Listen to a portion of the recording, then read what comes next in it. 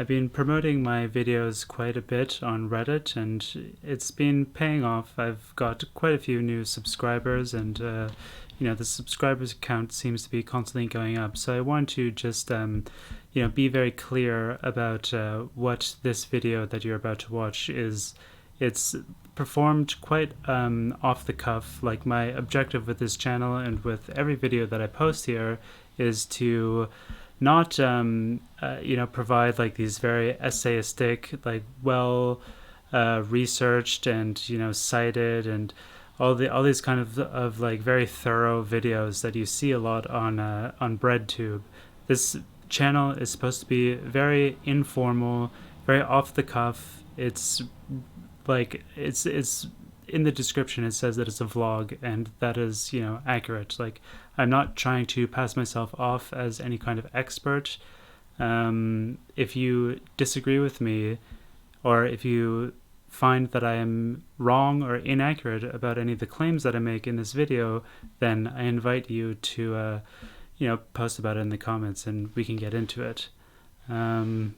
This is just supposed to be like a kind of very informal space. Anyway, to get into the topic of today's video, I want to revisit something that I spoke about some time ago in a series of videos that I put out about union organizing of labor, and the purpose of organizing for revolutionary consciousness. So I was thinking about like the status of labor, especially primarily in the Western nations, where labor really does not have much in terms of like real structural power to confront capital in any kind of meaningful way. Like, most labor in the advanced like Western nations, the high GDP nations, is relegated to the service economy and like the informal sector, and that kind of labor really does not have a very meaningful amount of power. Like, it can't really just by withholding itself, it doesn't really have much of an opportunity to actually make capital reckon with it. Like, Uber drivers and like various types of proletariat workers are always going on strike and always finding that they are unable to really make a meaningful impact on the company that they're working for, because those companies can easily withstand. They have enough capital, they have enough like power and staying power to withstand any kind of like withholding of labor. That got me to thinking about like the whole Leninist model, where like you're trying to establish a dictatorship of the proletariat, right? You're trying to take control of state power, and the way that Lenin was able to do that was by organizing like the proletariat in semi-feudal Russia of his time. He organized in the cities and the factories, and that type of worker really represented a very small portion of the overall population of Russia, who were mostly agricultural. Same is true of China as well, except that like that ratio of like proletariat to agricultural worker was so heavily skewed, so much more skewed in China than in Russia, that Mao had to organize the agricultural worker, the peasant, rather than the proletariat. So that it worked for Lenin. He organized like labor unions. He like started a vanguard party. They organized a general strike, which the vanguard party was able to push to an insurrection, and a relatively small proportion of the population was able to seize state power. But I was thinking about that, and like the different contexts that we now live in today, where, as I've said, labor power does not have in any way the same kind of power that it did in Russia. Like, back then, if the factory workers stopped working, if the proletariat stopped working, then it very quickly brought like the entire national economy to a standstill, like the entire industrial economy at least. They like really couldn't withstand that kind of action, that kind of organized demonstration on the part of labor power. Labor power back then had a much greater amount of power because obviously like industrial capitalism as a whole globally was much newer, but also industrial capitalism was even newer in Russia than it was in other European nations.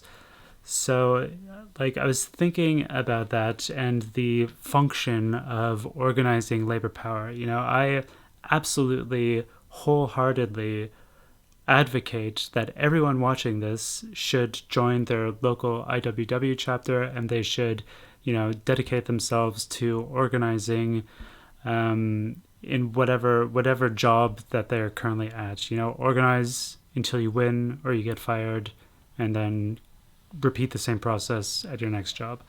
That is my advice for what it may be worth. But I was thinking about like the actual function of that kind of organizing, because I don't really believe that this is a revolutionary channel. We are not a reformist channel here, so we're not about organizing for its own sake, because that is reformism. Like, if you organize for its own sake, all you're going to get is a more organized oppressed class. Like, you need to have a vision beyond organization of labor. Like, organization is an instrument to achieve some other end. And in Russia, in Lenin's time, the organization of labor was an instrument to achieve an insurrection.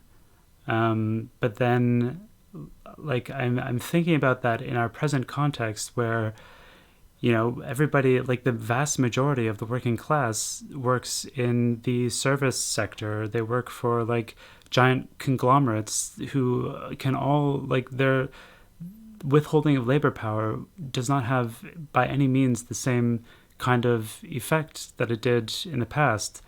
So what is the end of organizing? To call a general strike and then, with your vanguard party, be capable of pushing that general strike to an insurrection and thereby seizing control of state power? To me, that seems very inefficient. It seems, I'm just to like get ahead of myself here.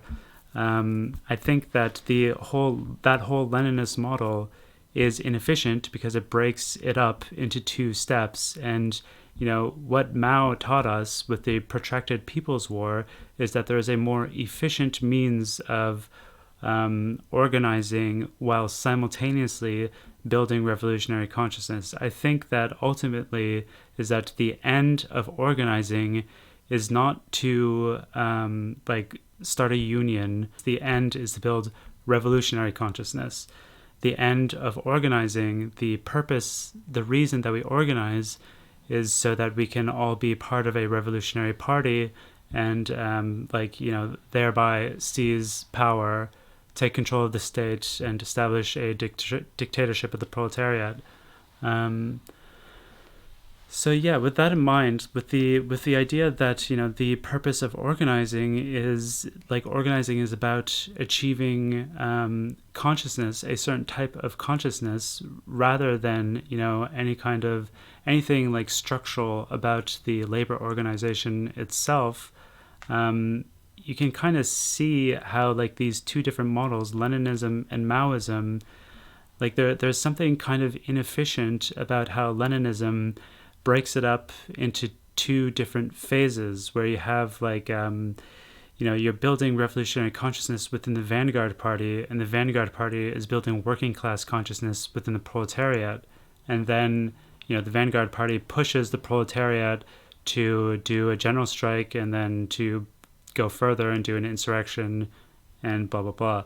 But that it's like breaking it down into these kinds of phases, these steps that just seem inefficient to me. Like with Maoism, you get the idea of a protracted people's war, where you are kind of rolling the two phases into one single step, organizing in order to like build revolutionary consciousness. You're not organizing a working class base, and you're not building working class consciousness separately from revolutionary consciousness and, you know, the Revolutionary Party. You are using this idea of a protracted people's war, which is, you know, a process that happens over an extended period of time and whose primary function is not to like do bombings or like establish bases in the countryside or whatever, however it was that Mao phrased it. To my mind, the primary function of a protracted people's war, and why it is so important and relevant to our context where labor does not have in any way the same kind of power that it once did, is that like the protractedness of it contributes to building revolutionary consciousness over a period of time.